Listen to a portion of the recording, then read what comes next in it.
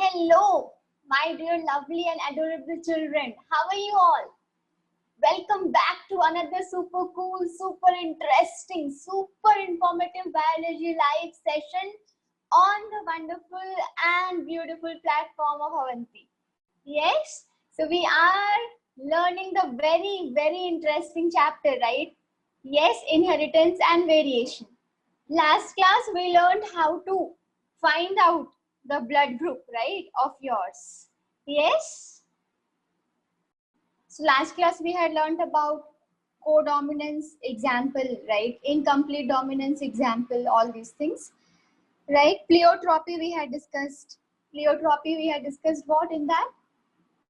That one gene is giving you multiple character. One gene is giving you multiple trait, multiple symptoms like phenylketonuria, sickle cell anemia, all these, right? Yes. Now, if you have any doubts related to your test, Shalini ma'am is there. Ask ma'am, she will clear your doubts. Okay? Anyone who has doubts now also related to test, please ask Shalini ma'am. She is here. She will help you out. ठीक है? Yeah, so in today's class, we are going to learn polygenic inheritance. Polygenic inheritance. Now, what is polygenic inheritance? See, it is ulta of pleiotropic inheritance. Pleiotropic was what? Pleiotropic was एक gene से आपको multiple symptoms दिख रहे थे. एक gene से आपको multiple symptoms दिख रहे थे, right? Polygenic, just see the word polygenic. मतलब पॉली का मतलब many, genic is related to what? Gene. इसका मतलब क्या हुआ? जब एक जीन एक कैरेक्टर को दिखाते हैं ना, always we have learned that one gene should give you one character, right? लेकिन पॉलीजेनिक में क्या होता है? दो या दो से ज्यादा जीन एक कैरेक्टर को, दो या दो से ज्यादा जीन एक कैरेक्टर को दिखाएंगे. जैसे पॉलीजेनिक मतलब आप कंसिडर कर लो 3 जीन. लेट्स से 3 जीन एक कैरेक्टर को दिखा रहा है. अभी तक हम क्या सीख रहे थे? एक जीन एक कैरेक्टर, वही सीख रहे थे ना? एक जीन एक कैरेक्टर, राइट? फिर हम जब हमने सीखा एक जीन बहुत सारे कैरेक्टर, तो वो प्लेयोट्रॉपी था. Following me? कल हमने सीखा था ना, एक जीन से अगर मल्टीपल कैरेक्टर्स दिखते हैं वो प्लेयोट्रॉपी है. अब हम क्या देख रहे हैं? जस्ट उल्टा. अगर आपके नंबर ऑफ जीन्स ज्यादा है, दो या दो से ज्यादा जीन है और एक कैरेक्टर दिख रहा है आपको, तो कैसा इनहेरिटेंस है? Polygenic inheritance. When any inheritance or when two or more than two genes are for one character, that type of inheritance is polygenic inheritance. When two or more genes code for one character, that type of inheritance is polygenic. इसके नाम में ही polygenic है ना, बहुत सारे gene. तो जब बहुत सारे जीन एक कैरेक्टर को बताएंगे, वो इनहेरिटेंस पॉलीजेनिक इनहेरिटेंस है. किसी को एग्जांपल पता है? Human skin colour.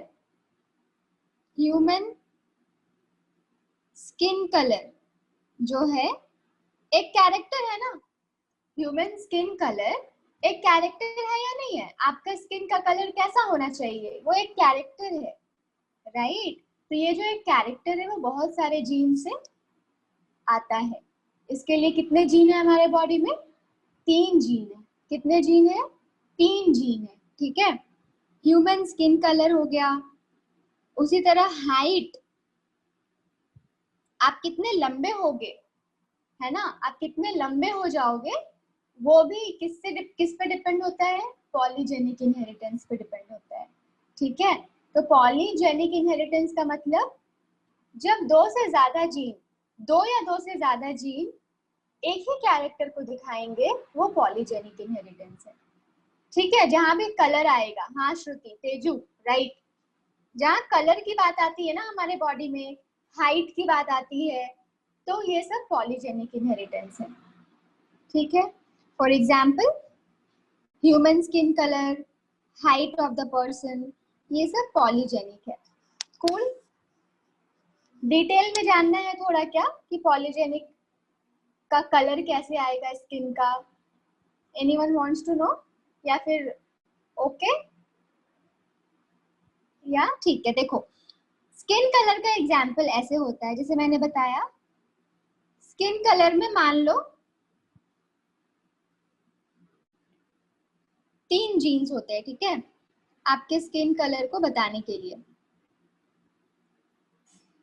ए जीन, तो आपको ये पता ही होगा, जीन जब भी होगा तो 2 अलील होंगे उसमें, जब भी जीन होगा तो 2 अलील होंगे, तो पहला जीन ये हो गया। बी जीन, ये भी जीन है मतलब 2 अलील होंगे, तो ये दूसरा जीन हो गया। तीसरा मान लो सी जीन, ये भी जीन है तो इसमें भी 2 अलील्स होंगे। ठीक है, तो ए ए बी बी सी सी, ये तीनों जीन किसके लिए है? एक कैरेक्टर के लिए स्किन कलर। अब हाँ साम्या, टोटल हो गए 6 अलील, करेक्ट। अब इसके 2 फॉर्म हो सकते हैं कि नहीं? Capital A small A, actually 3 form हो सकते हैं, कैपिटल ए स्मॉल ए, है कि नहीं? सिमिलरली इन सब का भी 3 फॉर्म हो सकता है, कैपिटल का कॉम्बिनेशन, दोनों स्मॉल का कॉम्बिनेशन, एक कैपिटल का और एक स्मॉल का कॉम्बिनेशन, हो सकता है या नहीं? तो उसके अकॉर्डिंग आपका स्किन का कलर डिसाइड होता है। ठीक है, मान लो आपके बॉडी में ए बी बी सी सी है, आपके बॉडी में ऐसा, यस अनुष, आपके बॉडी में ऐसा जीनोटाइप है, ठीक है, दो सारे के सारे कैपिटल है, तो पता है आपका कलर क्या होगा? आप कैसे कलर के होगे? सारा डोमिनेंट होगा तो आपका कलर क्या होगा? कोई आइडिया है? एक्सट्रीमली फेयर, यस, आप बिल्कुल ब्राइट फेयर होंगे, राइट, आपको किसी क्रीम की जरूरत नहीं पड़ेगी। यस, तो आप बिल्कुल व्हाइट होंगे, मतलब एक्सट्रीमली फेयर होंगे। जैसे जैसे जैसे जैसे रिसेसिव कैरेक्टर मिलते जाएंगे, वैसे वैसे, 1 second, someone is not muted, साक्षी, ठीक है, तो जैसे जैसे आप में स्मॉल लेटर वाले आते जाएंगे, मतलब रिसेसिव वाले अलील आते जाएंगे, आपका कलर डार्क होता चला जाएगा, है ना, मॉडरेट फेयर। यस अनुष, मतलब जैसे जैसे अगर पूरा रिसेसिव हो गया, पूरे स्मॉल हो गए, तो कैसे होंगे? वो कंप्लीटली ब्लैक होंगे। ठीक है, तो आपका स्किन का कलर अब हम देख सकते हैं कि 3 जीन से डिसाइड हो रहा है, और उस जीन के डोमिनेंट और रिसेसिव कैरेक्टर से डिसाइड हो रहा है। अगर पूरे डोमिनेंट आ रहे हैं वो तीनों जीन के सारे अलील, तीनों जीन के सारे अलील अगर डोमिनेंट है तो आप कंप्लीटली फेयर हो गए।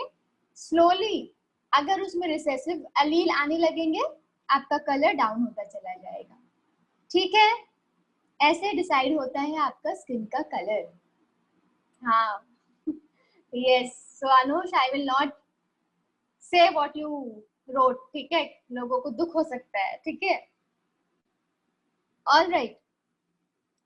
Yes, so like mostly American and all, जो बाहर अमेरिका में रहते हैं, जो वहां का जिनका जीन है, उनके जीन में सारे डोमिनेंट होंगे, राइट। मोस्टली इंडियंस का जो जीन होता है वो कैसा होता है? मिक्स होगा, उसमें डोमिनेंट अलील भी होंगे और रिसेसिव अलील भी होंगे, राइट। मॉडरेट होते हैं हमारा कलर, राइट। हम ब्राउनिश है, right? Indians are brown people, yes. So that is polygenic inheritance. अब हम सीखेंगे इंटरजेनिक इंटरैक्शन. Intergenic interaction. तो इंटरजेनिक मतलब दो जीन के बीच का, ठीक है? दो अलग अलग जीन के बीच में इंटरैक्शन हमने सीखा था ना. इंटरजेनिक, मान लो ये क्रोमोसोम है, यहाँ कैपिटल टी स्मॉल टी, ये एक जीन हो गया. एक जीन हुआ या नहीं हुआ? दो अलील हो गए इसमें. मान लो कोई दूसरा क्रोमोसोम है, ये दूसरा जीन हो गया, राइट? तो इन दोनों के बीच के जो इंटरैक्शंस होंगे उसको हम बोलेंगे intergenic interaction. Intergenic gene interaction. Okay, when two different genes interact, when two different genes interact. Yes, yes Anush, हमने पहला सीखा था इंट्राजेनिक. इंट्राजेनिक क्या था? एक ही जीन के अलील इंटरैक्ट कर रहे थे. इंटरजेनिक क्या है? दो जीन इंटरैक्ट कर रहे हैं, ठीक है? इंटरजेनिक क्या है? दो जीन इंटरैक्ट कर रहे हैं. ओके, तो इसके कुछ कुछ एग्जांपल्स आपको बस जानने हैं, ठीक है? कोई एक्सप्लेनेशन अभी नहीं जानना है.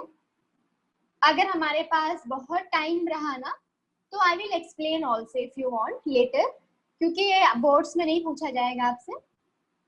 अगर आपको एक्सप्लेनेशन जानना है, if we have time in the end, chapter खत्म करने के बाद हम सीख सकते हैं इसको, ठीक है? तो इंटरजेनिक इंटरैक्शन का एग्जाम्पल क्या है? कुछ कुछ ऐसे एग्जाम्पल होते हैं. कॉम्प्लीमेंट्री इंटरैक्शन, ठीक है?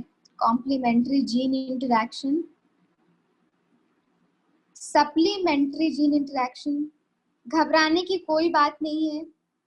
आपको ये नहीं जानना है कि इनमें होता क्या है, ठीक है? Complementary gene interaction, supplementary gene interaction, ठीक है? ये सारे एग्जांपल्स है. एपिस्टैसिस, ये सारे एग्जांपल्स है इंटरजेनिक इंटरैक्शन का. तो देखो हमने क्या पढ़ा. पहले हमने प्लियोट्रॉपी पढ़ा था. मुंशी ध्यान से सुनो आप, ठीक है? प्लियोट्रॉपी पढ़ा था. उसमें हमने सीखा था कि एक जीन आपको मल्टीपल कैरेक्टर्स दे रहे थे, मल्टीपल सिम्टम्स दे रहे थे. सिकल सेल एनीमिया सीखा हमने, फिनाइल कीटोन्यूरिया, ये सब एग्जाम्पल था. इसका उल्टा हमने एक चीज सीखा, पॉलीजेनिक, है ना? मतलब इसमें क्या सीखा हमने कि बहुत सारे जीन थे, जीन 1, जीन 2, जीन 3, ये सब एक कैरेक्टर को दिखा रहे थे, वो पॉलीजेनिक हुआ. इसके अलावा हमने इंट्राजेनिक इंटरैक्शन सीखा, ठीक है? Just quick revision. Intragenic interaction सीखा, उसमें हमने देखा एक ही जीन के अलील इंटरैक्ट कर रहे थे, है ना? तो हमने उसमें इनकम्प्लीट डोमिनेंस देखा, कोडोमिनेंस देखा, मल्टीपल एलेलिज्म देखा, ठीक है? तो ये मेंडल से डेविएट कर रहा था इसका रिजल्ट, है ना? जीनोटाइप तो सेम था इसका, लेकिन मेंडल से इनका क्या डेविएट हो रहा था? फिनोटाइप डेविएट हो रहा था. इसलिए हम बोलते हैं ये सारे मेंडल के एक्सेप्शंस थे, मेंडल के डेविएशंस थे, डेविएशंस फ्रॉम मेंडल लॉज, है ना? इनका फिनोटाइप डिफर कर रहा था. ये सब हमने पहले सीखा मुंशी, ठीक है? और अब हम इंटरजेनिक सीखे. इसमें दो जीन के बीच में इंटरैक्शन होता है, दो जीन के बीच में इंटरैक्शन होता है. डिफरेंट टाइप्स के इंटरैक्शन होते हैं, कॉम्प्लीमेंट्री, सप्लीमेंट्री, एपिस्टैसिस, डुप्लीकेट जीन्स, है ना? प्रियंका ने डुप्लीकेट भी बताया, तो वो भी ऐड कर दो आप लोग यहाँ पे. डुप्लीकेट जीन्स, बहुत चीजें होती है. आपको कोई टेंशन लेने की बात नहीं है, बस आपको डेफिनेशन पता होना चाहिए कि दो जीन्स इंटरैक्ट होते हैं इसमें, ठीक है? इंटरजेनिक इंटरैक्शन में क्या होता है? टू जीन्स इंटरैक्ट, इंट्राजेनिक में the allele of the same gene interact. ठीक है, हैज एवरीवन अंडरस्टूड नाउ? हमने क्या क्या पढ़ा, दिमाग में फिक्स हुआ है क्या? प्लीज क्लिक ऑन यस अगर समझ आया तो। हमने क्या क्या पढ़ा अभी तक? Okay, awesome.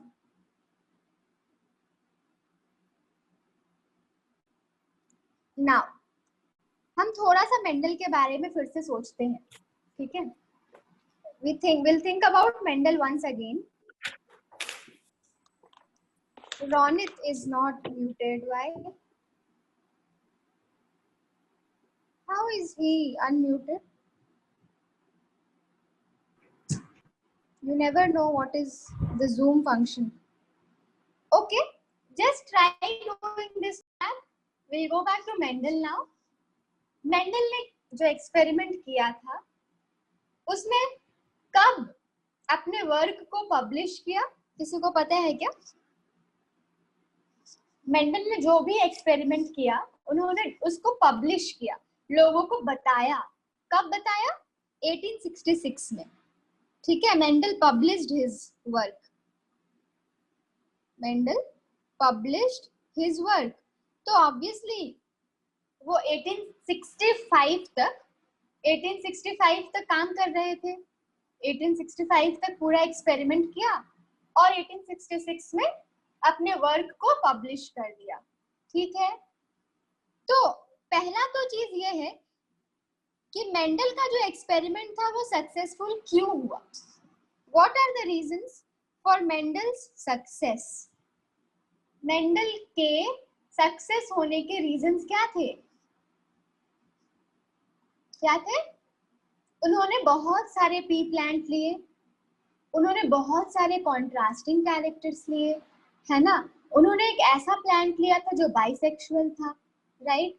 और उन्होंने क्या किया था? प्योर प्लांट्स लिए थे, राइट? उन्होंने एक ऐसा प्लांट लिया था जो बहुत जल्दी रिप्रोड्यूस हो रहा था, उसका लाइफ स्पैन बहुत ज्यादा लंबा नहीं था।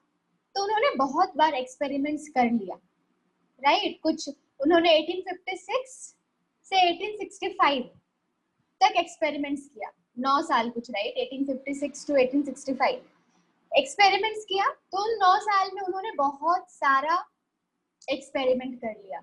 तो बहुत सारा एक्सपेरिमेंट किया, जब आप बहुत एक्सपेरिमेंट करते हो आपका रिजल्ट ज्यादा अच्छा होता है, राइट? एक बार एक्सपेरिमेंट किया आपने, रिजल्ट कुछ आया, आप दूसरी बार करोगे ना, पक्का रिजल्ट कुछ और आएगा, तीसरी बार करोगे तो कुछ और ही आएगा। फिर ऐसा हो सकता है कि आपने 50 टाइम्स किया, 100 टाइम्स किया, तो आपके उस 50 में 30 रिजल्ट सेम आए होंगे। तो आप जो 30 रिजल्ट सेम आए हैं आप उसको मानोगे कि वो करेक्ट आंसर है, राइट? तो मेंडल ने उसी तरह सारा एक्सपेरिमेंट किया था। पी प्लांट को लिया, कॉन्ट्रास्टिंग कैरेक्टर्स लिया, large number of P plant को एक्सपेरिमेंट कराया। ये सारे रीजंस थे मेंडल के सक्सेसफुल होने के। तो ये आपका होमवर्क है, मैंने आपको रीजंस बता दिया है, आप इसको अच्छे से पॉइंट वाइज लिख लीजिए, ठीक है? बुक में भी लिखा हुआ है, आप एक बार उसको पॉइंट वाइज लिख लीजिए। आप कर लोगे क्या? हो जाएगा? क्लिक ऑन यस अगर हो जाएगा तो। चलो बढ़िया बढ़िया। तो अब देखो, उसने 1866 को अपना वर्क पब्लिश कर दिया मेंडल ने, लेकिन उनका बैड लक क्या था? उनका बैड लक ये था, उसका काम जो था ना, उनका जो भी काम था किसी को पता नहीं चला ज्यादा, वो अनरिकॉग्नाइज्ड हो गया, राइट? वो अननोटिस्ड हो गया, ठीक है? अननोटिस्ड मतलब किसी को पता नहीं चला ज्यादा। उन्होंने पब्लिश कर दिया लेकिन लोगों को पता ही नहीं चला, सारे लोगों को पता ही नहीं चला। क्यों? अब इसका भी आपको रीजन ढूंढना है। why Mendel's work was unnoticed or unrecognized? Why? All of you know this? Mendel के टाइम के, आप मेंडल के टाइम पे पहुंच जाओ, ठीक है? अनुष बोल रहा है yes he knows. Others? Deepali, Priyanka, Ayush, Adil, Adarsh, सबको पता है ये? हाँ दीक्षा, ऑसम। तो आप बस उसके टाइम पे चले जाओ, उसके टाइम पे पहुंच जाओ, 1866 में पहुंच जाओ और इमेजिन करो कि आप किसी घर के कोने में कोई काम कर रहे हो और आपने पब्लिश कर दिया, ठीक है? आपको ऐसा लगता है कि आप महाराष्ट्र में कुछ करोगे और वो झारखंड में पता चल जाएगा अगर 1866 था वो टाइम तो? नहीं, राइट? उस समय टेक्नोलॉजी नहीं थी, उस समय कम्युनिकेशन प्रॉब्लम था, राइट? और मेंडल ने पता है क्या यूज किया था? मैथमेटिक्स यूज किया था। हाँ मुंशी, करेक्ट। मेंडल ने साइंस यूज किया, मैथमेटिक्स यूज किया, और वो लोगों के पल्ले नहीं पड़ रहा था। पीपल वेर नॉट अंडरस्टैंडिंग कि मेंडल कैसे मैथ्स यूज कर रहे हैं और कैसे ये सब चीजें बता रहे हैं, है ना? तो लोग उसको एक्सेप्ट करने के लिए रेडी नहीं थे। People were not ready to accept whatever Mendel had done, कि क्या ये मैथ्स यूज कर रहा है, क्या क्या बता रहा है। They were not able to accept whatever he had done. उन्होंने ध्यान ही नहीं दिया, सोचो ये पागल है, कुछ भी कर रहा है, right? Like that they felt. That is why उनका काम क्या था? अनरिकॉग्नाइज था। मेंडल ने बता नहीं पाया। उन्होंने फैक्टर फैक्टर तो बोला कि एक प्लांट से दूसरे प्लांट में फैक्टर जा रहा है, लेकिन मेंडल ने ये नहीं बता पाया ये फैक्टर कहाँ है, ये फैक्टर प्रेजेंट कहाँ है, ये फैक्टर कहाँ प्रेजेंट है? बताओ आप, आपको तो अब पता है ना? Where are these factors located? Yes Shruti, where are these factors located? ये जीन है ना, तो जीन कहाँ लोकेटेड है? सबको पता है। यस तेजो, दीपाली, इलियास, श्रुति, कहाँ प्रेजेंट है? क्रोमोसोम्स में प्रेजेंट है। तो मेंडल ने ये सब कुछ बोला ही नहीं था, उनको पता ही नहीं था कि फैक्टर का एड्रेस कहाँ है, फैक्टर प्रेजेंट कहाँ है, उसका करंट, उसका लोकेशन कहाँ है, मेंडल ने नहीं बताया था। मेंडल ने बोला कुछ तो फैक्टर है और वो एक प्लांट से दूसरे प्लांट में जा रहा है, उन्होंने उसका एड्रेस नहीं बताया। तो ये भी एक रीजन था कि लोगों ने उसके बातों पे ध्यान नहीं दिया कि यार कुछ भी बोल रहा है, फैक्टर है, इस प्लांट से उस प्लांट में जा रहा है। तो ये सब रीजन क्यों रिकॉग्नाइज नहीं हुआ। अब आपका काम क्या है? आप इसको अंग्रेजी में अपने नोटबुक पे एक बार लिखोगे, लिख लोगे? बुक का हेल्प लो, जो भी मैंने बोला है बुक में लिखा हुआ है इंग्लिश में, और आप एक एक बार उसको लिख लो, right? Can you all do that? Yes. So तो 2 होमवर्क्स आपको अभी मिल गया। आप कल के बाद कर लेना इसको, ठीक है? कल के बाद करना, कल आपका टेस्ट है ना, टेस्ट लिख लो और टेस्ट लिखने के बाद कर लेना, ठीक है? All right. अब बताओ 1866 के बाद, हाँ 1866 के बाद 3 साइंटिस्ट आए। आपको कोई 3 साइंटिस्ट दिख रहे हैं स्क्रीन पे? 3 साइंटिस्ट आए और उन्होंने मेंडल के काम को, नहीं दिख रहे अनुष, मैंने बनाया है 3 इंसान, राइट? 3 साइंटिस्ट आए और उन तीनों ने मेंडल के काम को फिर से डिस्कवर किया। फिर से डिस्कवर किया मतलब रीडिस्कवर किया, राइट? दे रीडिस्कवर्ड मेंडल्स वर्क। कौन से ईयर में?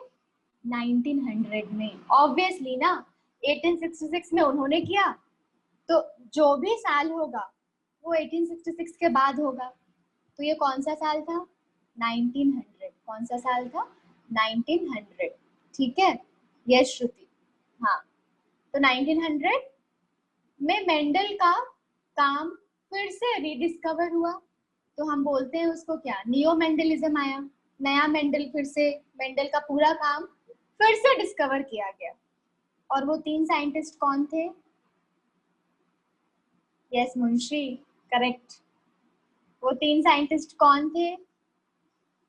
आपको दिख रहा है, Hugo de Vries, Correns and Tschermak, ठीक है? Hugo de Vries, Correns and Tschermak. Cool. So these were the 3 scientist जो कि 1900 में मेंडल के काम को फिर से रीडिस्कवर किए, ठीक है? फिर से उनका काम सब लोगों को पता चला, ओ मेंडल ने जो काम किया था वो करेक्ट था, मेंडल जो बोल रहे थे वो करेक्ट बोल रहे थे, ठीक है। तो उन्होंने प्रूफ दिया, उन्होंने बहुत सारा एक्सपेरिमेंट किया, टेक्नोलॉजी बहुत ज्यादा थी तब, है ना, 1900 के टाइम पे। तो उस समय लोगों को उनकी बातों पे बिलीव होने लगा कि नहीं, मेंडल का काम वाज राइट, ठीक है। So Mendel work got rediscovered in the year 1900 by three scientists, Hugo de Vries, Correns and Tesselmich. ठीक है, कोई डाउट यहाँ तक? You can ask. Any doubt up to here? All of you can ask. मेरे को यहाँ participants दिखते ही नहीं है पूरे, यहाँ देखती हूँ मैं होस्ट अकाउंट में। सारा अल्फाबेटिकल ऑर्डर दिखता है, तो फर्स्ट आई सी ओनली ए वाले लेटर्स। आदित्य, आफरीन, ऐश्वर्या, अक्षता, आनंद, अनुष तो बहुत सारे क्वेश्चंस पूछ ही रहे हैं, अनुष्का, आश्लेषा, अस्मिता, आयुष, बिंसी कहाँ है? बिंसी ने आज एक भी रिप्लाई नहीं किया। चित्रा, दीक्षा ने किया, दीपाली ने किया, देवा, so many, 90 are there. Yes, all of you, if any doubts are there, आप पूछो। Any doubts? If there are any doubts, please click on yes. If there are no doubts, please click on no. तो आगे बढ़े फिर दूसरे topic पे, ठीक है? ठीक है दीपाली, ओके, चलो, नो डाउट, ऑसम। तो अब हम सीखने वाले हैं, देखो आप ईयर को फॉलो करो, ठीक है। 1866 में मेंडल ने अपना काम पब्लिश किया था, उसके बाद 1900 में ह्यूगो डी व्राइस, कोरेंस और टेशरमेक, इन तीनों ने मेंडल के वर्क को डिस्कवर किया फिर से। अब 1900 जो भी होगा अब इसके बाद होगा, अब whatever will take place after 1900, right? तो अब देखो स्लोली क्या हुआ, 1903 में दो और साइंटिस्ट आए, 1903 में दो और साइंटिस्ट आए और उनका नाम क्या था? सटॉन एंड बॉवेरी, वॉल्टर सटॉन एंड बॉवेरी, सटॉन एंड बॉवेरी। इन्होंने क्या फाइंड आउट किया पता है? Chromosomal theory of inheritance. इन्होंने फाइनली बता ही दिया कि ये जो जीन है ना वो कहाँ प्रेजेंट है, वो क्रोमोसोम में प्रेजेंट है। क्योंकि हम हर जगह सीख रहे हैं ना कि जीन में दो अलील होते हैं, जीन में दो अलील होते हैं, again and again I am telling you, gene में दो अलील होते हैं। क्यों? क्योंकि हमारे पास दो क्रोमोसोम होते हैं एक जीन के लिए, एक जीन के लिए हमारे पास दो क्रोमोसोम होते हैं, राइट? एक क्रोमोसोम हमें पापा से मिलता है और दूसरा क्रोमोसोम हमें मम्मी से मिलता है। तो दो क्रोमोसोम होते हैं हमारे पास एक जीन के लिए। वैसे वाले क्रोमोसोम को हम होमोलोगस क्रोमोसोम बोलते हैं, राइट? हमने सीखा है, राइट? होमोलोगस क्रोमोसोम किसको बोलते हैं? अगर सेम लोकेशन पे अलील प्रेजेंट हो जीन के तो उसको हम होमोलोगस क्रोमोसोम बोलते हैं, ठीक है। तो सटॉन एंड बॉवेरी, इन्होंने क्रोमोसोमल थियरी ऑफ इनहेरिटेंस दिया। इन्होंने बोला कि जो इनहेरिटेंस होता है वो जीन के थ्रू होता है, और वो जो जीन है वो कहाँ प्रेजेंट है? जो जीन है वो क्रोमोसोम में प्रेजेंट है। ये हमें सबको पता है, हम सब जानते हैं कि जीन क्रोमोसोम्स में प्रेजेंट होता है, राइट? यही चीज बॉवेरी एंड सटॉन ने हमें बताया। कब? 1903 में, 1903 में, जो आज हम सब कोई जानते हैं। तो अब इसका स्टेटमेंट पढ़ लेते हैं, ठीक है? इस स्टेटमेंट में क्या क्या लिखा है? Chromosome carriers of genetic material. क्या बोला इन्होंने? क्रोमोसोम जो है वो कैरियर ऑफ जेनेटिक मटेरियल है। अगर आपको कोई ऐसा खुद से बन नहीं रहा अच्छा सा व्हीकल। कोई व्हीकल बनाना होगा तो कैसे बनाओगे? Let's say this is a vehicle, बस मान लो, ठीक है, दिस इज अ व्हीकल समझने के लिए। तो ये व्हीकल आपका क्या है? क्रोमोसोम है। ये व्हीकल क्या है ना? क्रोमोसोम है। हाँ दीपाली, व्हील से लगा देती हूँ मैं, ठीक है। यहाँ पे कुछ मान लो कि एक व्हीकल है, किसी तरह का एक व्हीकल है, ठीक है। तो ये व्हीकल क्या है? क्रोमोसोम है। ये जो क्रोमोसोम व्हीकल है वो क्या कैरी कर रहा है? इसका जो पैसेंजर है वो कौन है? जीन है, ठीक है। तो पहला स्टेटमेंट समझ आ गया होगा। Chromosome carriers of genetic material, है ना। क्रोमोसोम जो है वो किसके कैरियर है? जेनेटिक मटेरियल को। क्रोमोसोम जीन को कैरी करता है, ठीक है, पहला। अब देखो दूसरा स्टेटमेंट कैसे याद रहेगा हमें।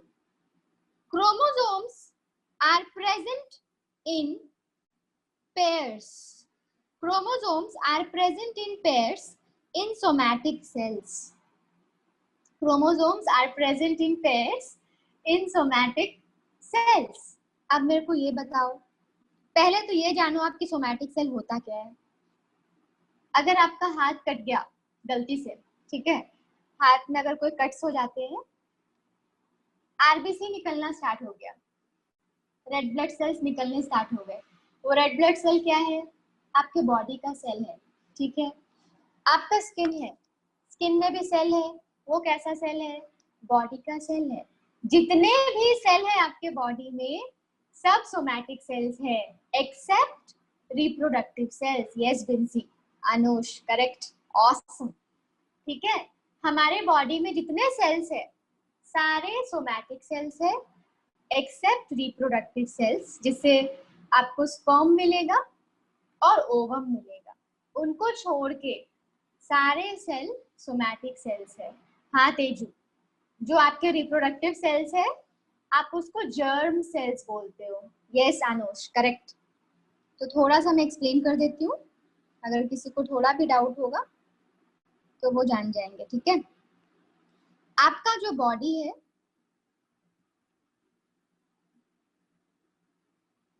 आपके बॉडी में जितने भी सेल्स है, बॉडी को आप सोमा भी बोलते हो, ठीक है। सोमा का मतलब होता है बॉडी। तो अगर मैं सोमैटिक सेल्स बोलूं तो उसका मतलब क्या हुआ? Body cells, right. उसका मतलब बॉडी सेल्स हुआ। अब आपके बॉडी में गैमेट का फॉर्मेशन भी होता है। तो जो भी सेल गैमेट को बनाएंगे ना, ऑब्वियसली जब वो गैमेट बनाते हैं वो कौन सा प्रोसेस करते हैं? क्योंकि उनको 2n से n बनाना होता है, वो कौन सा प्रोसेस करते हैं? मियोसिस, ठीक है। हाँ Munshi, chromosomal theory of inheritance में बहुत सारे स्टेटमेंट्स आपको लिखने होते हैं, ये भी एक स्टेटमेंट है उसका, ठीक है। तो मियोसिस करेंगे। जो सेल आपके बॉडी के मियोसिस करके गैमेट बना रहे हैं, the cells which are doing meiosis to make the gamete, वो रिप्रोडक्टिव सेल्स हैं, वो रिप्रोडक्टिव सेल्स हैं, या इसको आप क्या बोलते हो? जर्म सेल्स भी बोलते हो, ठीक है। अगर आप मेल हो तो आपकी बॉडी में मेल गैमेट बनाए जाएंगे जिसको हम स्पर्म्स बोलते हैं। अगर आप फीमेल हो तो आपकी बॉडी में फीमेल गैमेट बनते हैं जिसको हम ओवम बोलते हैं, ठीक है। यस, तो ये हम पढ़ेंगे रिप्रोडक्शन, जब ह्यूमन रिप्रोडक्शन चैप्टर होगा तो हम देखेंगे कि कैसे मियोसिस होता है रिप्रोडक्टिव सेल्स में और कैसे हम गैमेट, कैसे हमें गैमेट मिलते हैं, ठीक है। अब देखो हमारा स्टेटमेंट क्या था पहला, ये स्टेटमेंट था पहला कि क्रोमोसोम्स जीन को कैरी करता है। दूसरा स्टेटमेंट क्या था? Chromosome are present in pair in somatic cells. Chromosome are present in pairs. तो सोमैटिक सेल्स आपका, मान लो ये सोमैटिक सेल है, chromosome present in pairs in somatic cells. Cell के अंदर न्यूक्लियस है और न्यूक्लियस के अंदर क्रोमोसोम कैसे प्रेजेंट है? पेयर में प्रेजेंट है। पेयर का मतलब एक आपका पापा के पास से आया और एक मदर के पास से, एक पापा और एक मम्मा, राइट। तो इस तरह के जो क्रोमोसोम होते हैं, मान लो ये क्रोमोसोम नंबर 1 है, ध्यान से सुनना, ठीक है, बहुत इंपॉर्टेंट कॉन्सेप्ट है। ये क्रोमोसोम नंबर 1 है। क्रोमोसोम 1 पापा से भी आया, क्रोमोसोम 1 मम्मी से भी आया। ये जो क्रोमोसोम्स है आपके होमोलोगस क्रोमोसोम है, ठीक है। ठीक है, क्योंकि जितने भी यहाँ पे जीन होंगे ना, सब एक जगह पे प्रेजेंट होंगे। अगर यहाँ पे हाइट का जीन है, दोनों अलील एक साथ प्रेजेंट होंगे। तो हमें तो ये चीज पता है ना ऑलरेडी। अगर सेम पोजीशन पे अलील प्रेजेंट हो, सेम जीन का अलील एक पोजीशन पे प्रेजेंट हो, तो वैसे क्रोमोसोम क्या होते हैं? Homologous chromosome. तो क्या है ये? सोमैटिक सेल में क्रोमोसोम्स किस में प्रेजेंट है? पेयर में प्रेजेंट है। आपको दिख रहा है क्या? क्रोमोसोम नंबर 1 आपकी बॉडी में कितने हैं? 2 हैं। क्रोमोसोम नंबर 2 आपकी बॉडी में कितने हैं? 2 हैं। ठीक है, आपके जितने भी सोमैटिक सेल्स है, सब में क्रोमोसोम नंबर कितने हैं? एक क्रोमोसोम कितनी बार है आपकी बॉडी में? 1 chromosome is there how many times in your cell? Answer है 2। समझ आया? एक आपने सेम मम्मी से लिया और सेम पापा से लिया, ठीक है। इसलिए हम बोलते हैं कि हमारे पास 23 पेयर्स ऑफ क्रोमोसोम है। टोटल 46 है, लेकिन हम उसको पेयर कर सकते हैं। 23 पेयर। क्रोमोसोम नंबर 1 हमारे पास 2 है, क्रोमोसोम नंबर 2 भी हमारे पास 2 है, क्रोमोसोम नंबर 3 भी हमारे पास 2 है। सिमिलरली जितने क्रोमोसोम नंबर 23 भी हमारे पास 2 है, ठीक है। तो दूसरा स्टेटमेंट समझ आया क्या था? दूसरा line, chromosome are present in pair in somatic cells. तो ये वाला डायग्राम याद करो, chromosomes are present in pairs. ये आपका कौन सा सेल? Somatic cell. तो लिख लोगे, chromosomes are present in pairs in somatic cells. अब तीसरा लाइन क्या है, देखो इसका, during gamete formation homologous chromosome pair, during gamete formation homologous chromosome pair। अब देखो, गैमेट बनाना है इनको, मतलब 2n से n बनाना है। इसका मतलब क्या हुआ? 46 क्रोमोसोम से कितने क्रोमोसोम आएंगे? 23 आएंगे। तो इसका मतलब क्या हुआ? इसका मतलब क्या हुआ कि जितने होमोलोगस क्रोमोसोम थे, जितने पेयर थे होमोलोगस क्रोमोसोम के, 23 और 23 डिवाइड हो जाएंगे। वही तो काम है मियोसिस प्रोसेस का। मियोसिस का वही काम है ना, वो क्रोमोसोम नंबर को हाफ कर देते हैं, क्रोमोसोम नंबर को रिड्यूस कर देते हैं, ठीक है। तो अब पढ़ो स्टेटमेंट क्या है। During gamete formation homologous chromosome pair segregate and assort independently. कब? During meiosis. समझ आया? तीसरा स्टेप क्या है इसका? तीसरा लाइन क्या था? ड्यूरिंग मियोसिस, मतलब मियोसिस का मतलब क्या हो रहा है? During gamete formation. क्या होगा ड्यूरिंग गैमेट फॉर्मेशन? आपको पता है 46 से 23 होने वाला है क्रोमोसोम। आपको पता है कि आपके पास एक एक पेयर है होमोलोगस क्रोमोसोम। तो सारे होमोलोगस पेयर क्या हो जाएंगे? सेपरेट हो जाएंगे। सेपरेट को इंग्लिश में बायोलॉजी में हम क्या यूज करते हैं? सेग्रीगेट। तो क्या होने वाला है अभी ड्यूरिंग गैमेट फॉर्मेशन? अगर आपका मान लो ये क्रोमोसोम नंबर 1 था, ये भी क्रोमोसोम नंबर 1 था, ये क्रोमोसोम नंबर 2 है और ये भी क्रोमोसोम नंबर 2 है।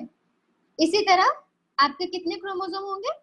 23, है ना, ऊपर भी और 23 नीचे भी, राइट। तो ड्यूरिंग मियोसिस जब गैमेट बनेगा तो क्या होगा? ये जो 23 आपको दिख रहा है, ये दोनों होमोलोगस है ना, ये दोनों होमोलोगस है। तो ये जो होमोलोगस क्रोमोसोम्स है वो क्या हो जाएंगे? सेग्रीगेट कर जाएंगे और असॉर्ट कर जाएंगे। क्या होगा? देखो, कुछ ऐसा हो जाएगा ना, मान लो ऐसा सेल है आपका, कुछ ऐसा हो जाएगा।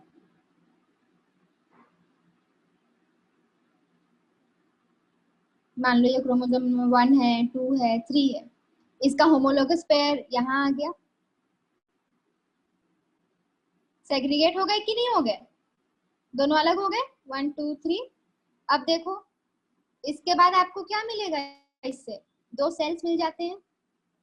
ये मैं मियोसिस का थोड़ा सा प्रोसेस दिखा दे रही हूँ, ठीक है, तो शायद आपको अच्छे से समझ आ जाएगा। साइटोकाइनेसिस होता है ना, न्यूक्लियस डिवीजन होने के बाद साइटोकाइनेसिस होता है, मतलब साइटोकाइनेसिस का मतलब सेल का डिवीजन। तो ये डिवाइड हो जाएगा, दो सेल बन जाएंगे और उन दो सेल में 23 क्रोमोसोम यहाँ आ जाएगा, है ना, 1 2 3, ऐसे ही 23 इधर आ जाएंगे और 23 इधर आ जाएंगे, है ना। तो सारे होमोलोगस क्रोमोसोम सेपरेट हो गए या नहीं हो गए? तो what is it? During meiosis, during gamete formation, the homologous pair of chromosome segregate and assort independently, segregate and assort independently, segregate and assort independently। ये तो इजी है, हमने सीखा है ना, law of segregation and law of independent assortment. वही वाला word आपको यहाँ पे चिपका देना है, ठीक है, independently, segregate and assort independently। तो क्या था स्टेटमेंट हमारा? During meiosis, during gamete formation, the homologous pair of chromosome segregate and assort independently. सबको समझ आया क्या? हैज एवरीवन अंडरस्टूड क्या मतलब है इसका? प्लीज क्लिक ऑन यस अगर समझ आया तो। ठीक है, चलो। तो पहला स्टेटमेंट, क्रोमोसोम जीन का कैरियर है। दूसरा, क्रोमोसोम सोमैटिक सेल्स में पेयर में प्रेजेंट होते हैं। तीसरा, अगर अगर वो गैमेट बनाएंगे, वो मियोसिस करेंगे और homologous pair of chromosome segregate कर जाते हैं इंडिपेंडेंटली। ठीक है, अब देखो और भी कुछ पॉइंट्स है क्या इसमें। 10 each gamete contains only one chromosome from a pair. समझ आया क्या? 10 इस प्रकार से हर गैमेट एक पेयर से सिर्फ एक क्रोमोसोम लेता है। एक पेयर मतलब एक होमोलोगस पेयर से उसके पास सिर्फ एक क्रोमोसोम पहुंचता है। समझ में आया? अभी इजी है आपको। अगर कोई बोलेगा क्रोमोसोमल थियरी ऑफ इनहेरिटेंस के बारे में लिखो, तो आप लिख सकते हो ना, chromosome are the carrier of genes in somatic cells, they are present in homologous pair when they form gametes by meiosis, the homologous pair of chromosomes segregate and assort independently, therefore in the gametes only one chromosome of one homologous pair of chromosome is present। सिर्फ एक chromosome present होता है एक homologous pair chromosome से, क्योंकि वो तो separate हो गए ना, तो होमोलोगस पेयर प्रेजेंट नहीं है, उनका सेपरेट क्रोमोसोम दो डिफरेंट सेल में प्रेजेंट है। सबको समझ आया? Chromosomal theory of inheritance Boveri and Sutton ने जो दिया था, हमें पता है ये चीज, we know all of it, but जब एग्जाम में आएगा तो हमें ये चीजें लिखनी है। ठीक है, yes Akshata, I have come to the previous slide. ठीक है, आप देख लो। अभी कोई डाउट है? अगर कोई डाउट है please click on yes If there is any doubt, please click on yes.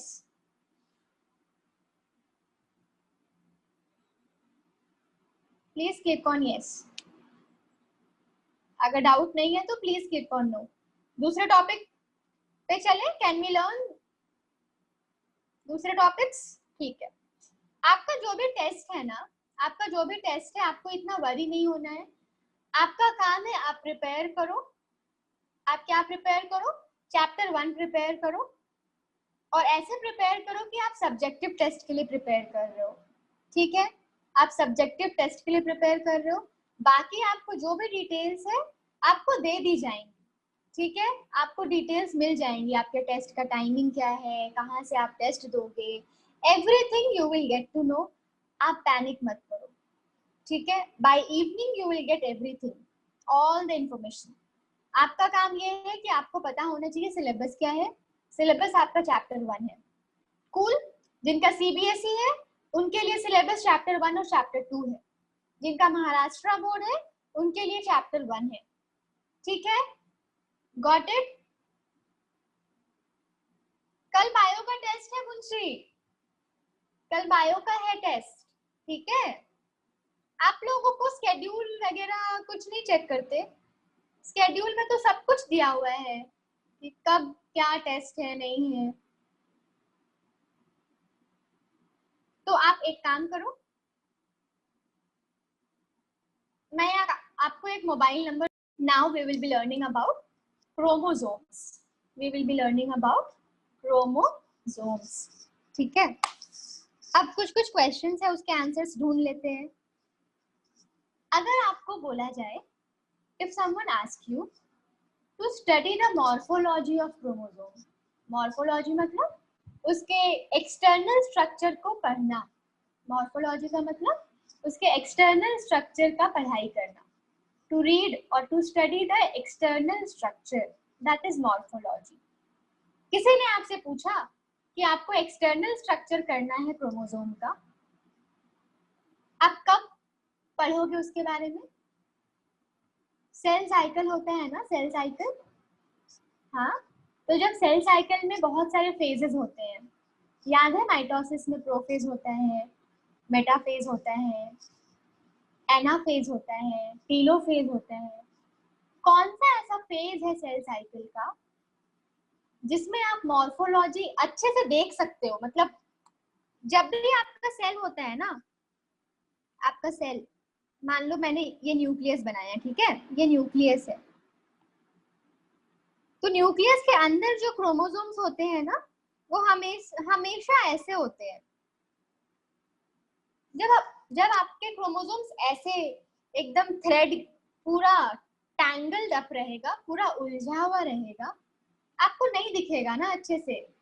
हाँ, इसको आप क्या बोलते हो? क्रोमैटिन बोलते हो. बहुत लोगों ने मुझे बताया इसको क्या बोलते हैं हम? क्रोमैटिन बोलते हैं. जब वो पूरा थ्रेड लाइक होता है ना, पूरे उलझे हुए होते हैं न्यूक्लियस के अंदर, उसको क्रोमैटिन बोलते हैं. Chromatin fibres. ठीक है, इसी क्रोमैटिन, क्या मैजिक है देखो, यही क्रोमैटिन है ना क्रोमोसोम बन जाता है. कब? जब सेल डिवाइड करते हैं. यही क्रोमैटिन क्रोमोसोम बन जाएगा जब सेल डिवाइड करते हैं. और पता है आप कब देख सकते हो उस क्रोमोसोम को अच्छे से? मेटाफेज में. बहुत लोगों ने आंसर किया है ना. कब देख सकते हैं इसको? अगर आपको क्रोमोसोम का अवतार देखना है, if you want to see the रूप of chromatin in the form of chromosome, आपको कौन सा स्टेज देखना होगा? मेटाफेज. ठीक है, कौन सा फेज? मेटाफेज. ठीक है, मेटाफेज में क्रोमैटिन बिल्कुल क्रोमोसोम के फॉर्म में आ जाते हैं. ठीक है, वो कंडेंस हो जाएंगे. जो थ्रेड पूरा उलझा हुआ है ना, वो सुलझ जाएगा और आपको कैसा शेप मिलेगा? ऐसा. कैसा शेप मिलेगा? ऐसा. ठीक है, तो इसका आंसर सबको अब पता चल गया है. अगर सेल साइकिल नहीं होगा, नॉर्मली अगर सेल है तो वो उलझे हुए रहेंगे थ्रेड लाइक, उसको हम क्या बोलते हैं? क्रोमैटिन फाइबर्स, ठीक है। हाँ, अगर आपको इसका मॉर्फोलॉजी पढ़ना है, देखना है कि आखिर कैसा दिख रहा है, क्या है चीजें, कब देखोगे? मेटाफेज में देखोगे। कब देखोगे? मेटाफेज में देखोगे, क्योंकि मेटाफेज में वो इस स्ट्रक्चर में आते हैं, ठीक है। इस स्ट्रक्चर से वो इस स्ट्रक्चर में मेटाफेज में होते हैं, तो ऑब्वियसली आप उनके बारे में मेटाफेज में अच्छे से पढ़ पाओगे, है ना? यस। नाउ अब ये जो क्रोमैटिन आपको दिख रहा है, ये जो क्रोमैटिन दिख रहा है, वो किन किन चीजों से बना है? हम सब यूकैरियोटिक है ना, we all are eukaryotic organism. क्यों? यू मतलब ट्रू, राइट? यू का मतलब क्या होता है? True. Karyotic is related to what? Nucleus. हमारे पास वेल डिफाइंड न्यूक्लियस है, हाँ बिंसी, हमारे पास न्यूक्लियर मेम्ब्रेन है, तो हम यूकैरियोटिक है। तो हम यूकैरियोटिक बॉडी का जो क्रोमैटिन है, जो क्रोमोसोम है, वो किन चीजों से बना है? किन चीजों से बना है? डीएनए और प्रोटीन से बना है। डीएनए आपका क्या है? Deoxy ribo nucleic acid, deoxy ribo nucleic acid. हाँ प्रियंका, फिर क्या है? प्रोटीन है। कौन से प्रोटीन? Histone protein. और क्या है? कुछ और भी प्रोटीन्स है जो हिस्टोन प्रोटीन नहीं है, तो आप इसको क्या बोलते हो? Non histone proteins. Non histone proteins, ठीक है, ये प्रोटीन्स है। तो आपके सेल में जो भी न्यूक्लियस है, जो क्रोमैटिन्स है, उसमें क्या क्या चीजें प्रेजेंट है? डीएनए प्रेजेंट है, हिस्टोन प्रोटीन प्रेजेंट है, और नॉन हिस्टोन प्रोटीन प्रेजेंट है। आप यूकैरियोटिक बॉडी हो, आपके बॉडी का जो क्रोमैटिन है वो किस किस चीजों से बना है? DNA, histone protein, non histone protein, ठीक है। क्रोमोसोम का फंक्शन क्या है? ये अभी सीखा हमने, carriers of heredity. Carriers of heredity का मतलब एक जनरेशन से दूसरे जनरेशन क्या जा रहा है? जीन जा रहा है। और जीन कहाँ प्रेजेंट होते हैं? क्रोमोसोम में प्रेजेंट होते हैं। तो क्रोमोसोम का फंक्शन क्या है? Carriers of heredity. Carriers of heredity. हमने क्या पढ़ा? हम पढ़ रहे हैं क्रोमोसोम कहाँ प्रेजेंट है? न्यूक्लियस के अंदर। नॉर्मल टाइम पे जब सेल डिवाइड नहीं करता है, वो उलझे हुए होते हैं थ्रेड के जैसे क्रोमैटिन। जब वो सेल डिवाइड करते हैं, माइटोसिस मान लो, तो उस सेल साइकिल के कौन सा स्टेज में आपको इसका कंप्लीट मॉर्फोलॉजी दिखता है? मेटाफेज। ये किन किन चीजों से बने हैं? DNA, histone protein, non histone protein. इनका काम क्या है? Carrier of heredity. एक जनरेशन से दूसरे जनरेशन में जीन को पहुंचाना। Any doubt up to here? Is there any doubt up to here? कोई भी डाउट है आप पूछ सकते हो, कोई भी डाउट है आप पूछ सकते हो। नो? ठीक है। तो अब ये स्ट्रक्चर ऑफ क्रोमोसोम आपको दिखेगा मेटाफेज में। अब उसको ध्यान से देखो, आपको कुछ दिख रहा है यहाँ पे ऐसे थ्रेड लाइक स्ट्रक्चर दिख रहा है? दिख रहा है ना? तो ये आपका डीएनए है, यही आपका डीएनए है। इसको हम बोलते हैं, जो थ्रेड लाइक डीएनए है ना, जो थ्रेड लाइक डीएनए है, उसको हम क्रोमोनिमाटा बोलते हैं। क्रोमोनिमेटा, ठीक है। ये जो थ्रेड लाइक डीएनए आपका दिख रहा है, उसको हम क्रोमोनिमाटा बोलते हैं, थ्रेड लाइक डीएनए। आपको ये राउंड राउंड कुछ दिख रहा है येलो वाला, ऐसा मोतियों के जैसा दिख रहा है क्या? है ना। इसको हम क्या बोलते हैं, मैं इसलिए आपको सिखा रही हूँ ये चीज, हो सकता है वो आपको एग्जाम में बोलेंगे कि एक क्रोमोसोम का स्ट्रक्चर बना के दिखाओ, ठीक है, तो आपको ये आना चाहिए, क्रोमोमियर, इसको क्या बोलते हैं, क्रोमोमियर, ठीक है ना। अब ये जो राउंड वाला स्ट्रक्चर दिख रहा है बीच में बिल्कुल, इसको हम बोलते हैं सेंट्रोमियर, सेंट्रोमियर, ठीक है। अब आपको ये जो कॉर्नर में दिख रहा है ना टिप, सबसे एंड पार्ट ऑफ क्रोमोसोम, जो सबसे एंड पार्ट ऑफ क्रोमोसोम होता है उसको हम क्या बोलते हैं, टीलोमियर, क्या बोलते हैं, टीलोमियर। जो सबसे एंड पार्ट ऑफ क्रोमोसोम है उसको हम टीलोमियर बोलते हैं। एक बार फिर से रिवाइज कर लेते हैं, जो बीच में है उसको सेंट्रोमियर बोलेंगे, सेंटर, इसको हम, ये ना ऐसे ट्विस्टेड है राइट, ये कॉन्स्ट्रिक्टेड है, ट्विस्टेड है, तो हम इसको कॉन्स्ट्रिक्शन भी बोलते हैं, प्राइमरी कॉन्स्ट्रिक्शन। इस प्राइमरी कॉन्स्ट्रिक्शन को सेंट्रोमियर के नाम से जाना जाता है, सेंट्रोमियर के नाम से जाना जाता है। ये जो थ्रेड लाइक है डीएनए है, आप बोलते क्या हो, क्रोमोनिमेटा। उस डीएनए पे ना आपको ऐसे बबल्स जैसे स्ट्रक्चर दिखते हैं, उसको क्रोमोमियर बोलते हैं। एंड पार्ट ऑफ क्रोमोसोम को टीलोमियर बोलते हैं। यहां तक समझ आ गया होगा। अब मैं थोड़ा सा कुछ और ऐड कर रही हूं। सेंट्रोमियर के पास एक डिस्क लाइक स्ट्रक्चर होता है, एक डिस्क लाइक स्ट्रक्चर होता है, उसको क्या बोलते हैं, काइनेटोकोर, क्या बोलते हैं, ये 5 मार्क्स का क्वेश्चन है आपका, kinetochore. The disc, a pair of disc-like structures are present on both sides of centromere, which is called as kinetochore, called as kinetochore. समझ आया? That is the structure of chromosome. अब हम constriction सीखते हैं। मैंने एक पहला जो ट्विस्टिंग था उसको मैंने बोल दिया सेंट्रोमियर।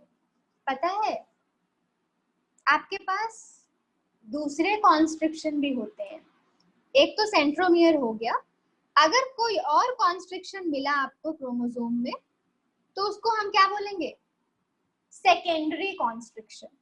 एक हो गया प्राइमरी कॉन्स्ट्रिक्शन और दूसरा क्या हो गया, secondary constriction.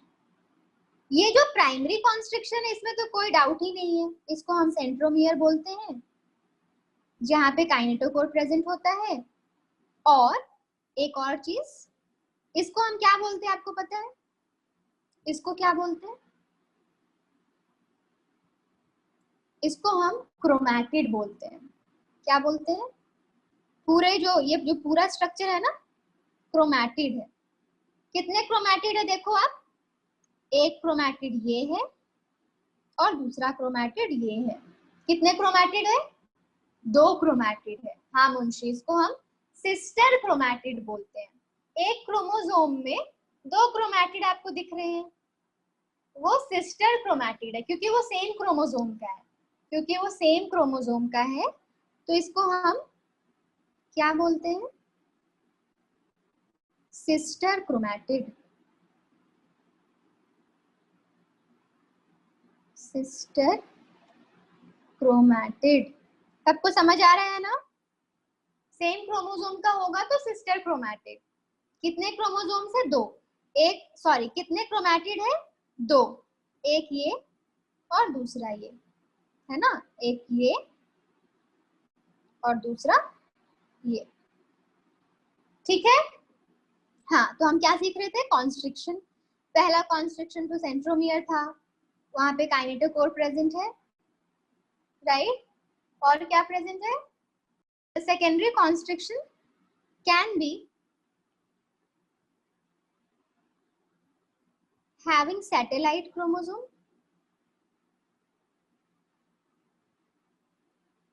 or it can be having nucleolus organizing center. Nucleolus organizing center.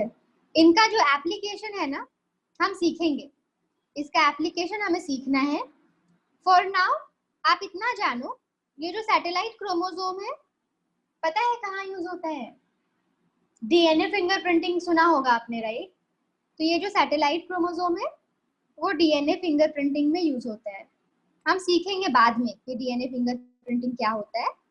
अभी के लिए आप ये जानो कि सैटेलाइट क्रोमोसोम डीएनए फिंगरप्रिंटिंग के लिए यूज होता है. ठीक है? यस. सो अगर मान लो ये क्रोमोसोम है तो ये प्राइमरी कॉन्स्ट्रिक्शन हो गया. मान लो क्रोमोसोम में सेकेंडरी कॉन्स्ट्रिक्शन में मिल गया आपको. ठीक है? ये प्राइमरी कॉन्स्ट्रिक्शन आपका क्या है? सेंट्रोमियर. दूसरा कॉन्स्ट्रिक्शन भी मिल गया. ये दूसरा कॉन्स्ट्रिक्शन आपका क्या होगा? सैटेलाइट क्रोमोसोम्स हो सकते हैं उसमें, या न्यूक्लियोलस ऑर्गेनाइजिंग सेंटर हो सकते हैं. ठीक है? Okay, all right. So that is about constriction. आपको प्राइमरी और सेकेंडरी कॉन्स्ट्रिक्शन मिलते हैं. Primary is your centromere, secondary में सैटेलाइट क्रोमोसोम होंगे और न्यूक्लियोलस ऑर्गेनाइजिंग सेंटर होंगे. ठीक है? अब देखो क्रोमैटिन के बारे में सीखते हैं. क्रोमैटिन जो एक्चुअली आपका क्रोमोसोम बनाता है, यूक्रोमैटिन होते हैं और हेटेरोक्रोमैटिन होते हैं. यूक्रोमैटिन होते हैं और हेटेरोक्रोमैटिन होते हैं. हेटेरोक्रोमैटिन डार्क कलर का होता है, डार्कली स्टेन्ड, और यूक्रोमैटिन लाइट कलर का होता है. ठीक है? अब मोर इंपॉर्टेंट चीज क्या है? ये जो यूक्रोमैटिन है ना, यूक्रोमैटिन एक्चुअली, ये जो यूक्रोमैटिन है वो एक्टिव है, और ये जो हेटेरोक्रोमैटिन पार्ट है ना वो इनएक्टिव है. अब एक्टिव और इनएक्टिव का मतलब क्या होता है? एक्टिव का मतलब ये जो जीन होगा वो एक्सप्रेस हो सकता है. ये जैसे डीएनए है ना, क्रोमैटिन में डीएनए है जिसमें कि आपको जीन मिलेगा, वो क्या होगा? एमआरएनए बना सकता है और प्रोटीन बना सकता है. लेकिन हेटेरोक्रोमैटिन इनएक्टिव है, मतलब क्या हुआ? ये आपको प्रोटीन बना के नहीं देगा. समझ में अब आ गया होगा, राइट? कि यूक्रोमैटिन क्या होता है और हेटेरोक्रोमैटिन क्या होता है. ऑब्वियसली ना, आपका इतना सारा थ्रेड है, कुछ इसमें अच्छे होंगे और कुछ इसमें यूजलेस होंगे, कुछ यूजफुल होंगे और कुछ यूज के नहीं होंगे. जो आपका यूजफुल है वो यूक्रोमैटिन है, जो लाइट कलर का होता है, जो एक्टिव होता है. एक्टिव का मतलब उससे आप प्रोटीन ले सकते हो. हेटेरोक्रोमैटिन डार्क कलर का होगा, जब आप उसको देखोगे ना तो वो डार्क कलर का दिखेगा, और वो इनएक्टिव होता है, मतलब वो प्रोटीन्स नहीं देंगे आपको. ठीक है? अब हम सीखेंगे types of chromosome based on position of centromere. तो ये बहुत इजी है. अगर सेंट्रोमियर आपका बीच में रहेगा तो ये क्या है? मेटासेंट्रिक. अगर सेंट्रोमियर आपका थोड़ा सा ऊपर रहा तो ये क्या हो गया? सब मेटासेंट्रिक. अगर सेंट्रोमियर थोड़ा और ऊपर गया, ये क्या हो गया?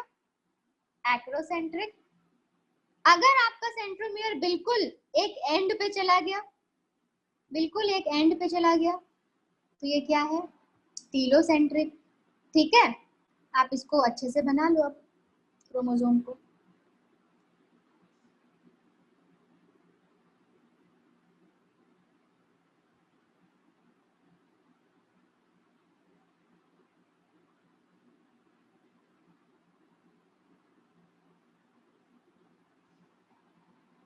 समझ आया? What is metacentric chromosome? Centromere is present exactly at the center, right? Exactly at the center. Submetacentric, centromere is present little away from the center. Acrocentric, centromere is present towards the end, towards the end. Telocentric, centromere is present at the end. ठीक है, इसके according आपको shape सीखना है. इसके according आपको, अगर आप माइक्रोस्कोप से इन क्रोमोसोम्स को देख रहे हो तो आपको कुछ शेप दिखेगा. अगर वो मेटासेंट्रिक है उसका शेप क्या होगा आप बताओ. ये कैसा शेप दिख रहा है बताओ, ये कैसा शेप दिख रहा है, वी है ना. तो इसका शेप वी होता है, वी जैसा. दोनों को कंबाइन करोगे तो एक्स जैसा होगा मंजरी. हाँ, बट हम कुछ चेंजेस नहीं कर सकते क्योंकि साइंटिस्ट ने हमें ऐसे सीखने बताया. ऑब्वियसली अगर आप दोनों को देखोगे तो वो एक्स के जैसा दिखेगा, है ना. तो आप सिर्फ आर्म को देखोगे, उसके जो आर्म है ना क्रोमैटिड, सेंट्रोमियर को देखोगे और सेंट्रोमियर का एक पार्ट को देखोगे तो ऐसे क्या दिखता है आपको, वो वी के जैसा दिखता है. अब आप इसमें आ जाओ. इसमें वो लोग बोलते हैं वो क्या है, एल के जैसा दिखता है. कैसा दिखता है, एल के जैसा. इसमें कैसा दिखता है, जे के जैसा. और इसमें कैसा दिखता है, आई के जैसा. अब देखो इसको आप कम थोड़ा सा सोचो, अच्छे से सोचो, कोई रटने की जरूरत नहीं है. सेंट्रोमियर मेटाफेज में बीच में था, सेंट्रोमियर मेटाफेज में बीच में था, इसलिए वो इक्वल, इसलिए आपको क्रोमैटिड इक्वल साइज के मिल गए. राइट और नो, बीच में था इसलिए क्रोमैटिड इक्वल साइज के मिल गए. अब सब मेटासेंट्रिक पे आ जाओ. इमेजिन करो यहाँ पे सेंट्रोमियर है, ठीक है. तो आप देखो ये सेंट्रोमियर थोड़ा सा दूर है या नहीं सेंटर से. इमेजिन करो यहाँ पे ऑब्वियसली सेंट्रोमियर है तो ये सेंटर से थोड़ा सा दूर हो गया. तो ये कैसा शेप देता है, एल का जो शेप है, द शेप ऑफ एल. एक बड़ा है तो देखो एक बड़ा है यानी एक लंबा सा है, और एक छोटा है तो एक छोटा है, एल शेप हो गया. अब जे पे आओ, कम टू जे. जे का शेप देखो, आपको कुछ दिख रहा है, एक बहुत लंबा है. जे कैसे लिखते हो आप, ऐसे लिखते हो ना जे, एक बहुत लंबा होता है.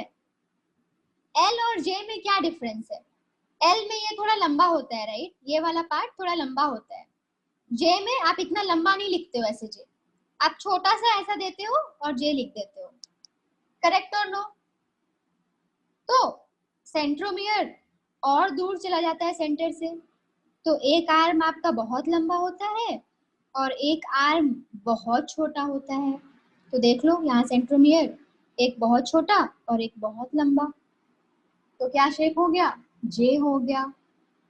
टीलोमेयर में आ जाओ, आई का शेप देख लो क्या है, एक बहुत लंबा और एकदम पॉइंट जैसा एंड में क्या है, सेंट्रोमियर है. क्या सबको समझ आया, वी एल जे आई जो शेप है वो कैसे आ रहा है. प्लीज क्लिक ऑन यस अगर समझ आ रहा है तो. ठीक है, तो ऐसे हम सेंट्रोमियर का पोजीशन को इमेजिन करते हैं. बीच में है तो वी, बीच से थोड़ा सा ऊपर है तो एक लंबा मिलेगा एक छोटा, एल. अगर एंड की तरफ पहुंच चुका है तो जे आ जाता है. बिल्कुल एंड पे है तो एक बहुत लंबा आई और आई के ऊपर एक डॉट, तो V L J I. It was there in 9th standard also. चलो बढ़िया, फिर तो आप लोगों को और अच्छे से समझ आया होगा. Got it? So that is VLJI shape based on the position of centromere. We have 4 types of chromosome: metacentric, submetacentric, acrocentric, telocentric. If you have any doubts, you can ask now. कोई doubts है? किसी को भी कोई doubt है? Everyone understood? Yes? तो चलो, दीपाली तब से पूछ रही है मुझसे कि मैम टेस्ट ऑब्जेक्टिव होगा या सब्जेक्टिव होगा. आई टोल्ड यू दीपाली, कि आप सब्जेक्टिव टेस्ट के लिए प्रिपेयर करो, ठीक है। You should prepare for subjective test. हो सकता है वो मिक्सचर ऑफ बोथ हो, क्योंकि आपका एग्जाम्स ऐसा ही होता है, राइट। आपके एग्जाम में मल्टीपल चॉइस क्वेश्चंस भी होते हैं और सब्जेक्टिव क्वेश्चंस भी होते हैं, राइट। तो अगर आप सब्जेक्टिव का प्रिपेयर करते हो तो आप ऑटोमेटिकली ऑब्जेक्टिव के लिए भी प्रिपेयर्ड हो, ठीक है। आपका मेन गोल क्या है? फर्स्ट चैप्टर को अच्छे से रिवाइज करो और कल का एग्जाम अच्छे से दो and make me feel proud. सब लोग अच्छे से एग्जाम दोगे ना? सब लोग अच्छा स्कोर करोगे बायो में? हाँ, यस, सब लोग करोगे अच्छे से? Please click on yes everyone, I want everyone to click on yes.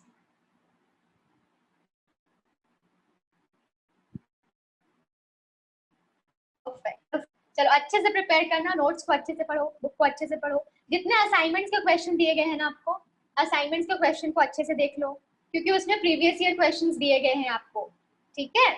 Cool, ठीक है। तो prepare well, all the best for tomorrow's exam, do well.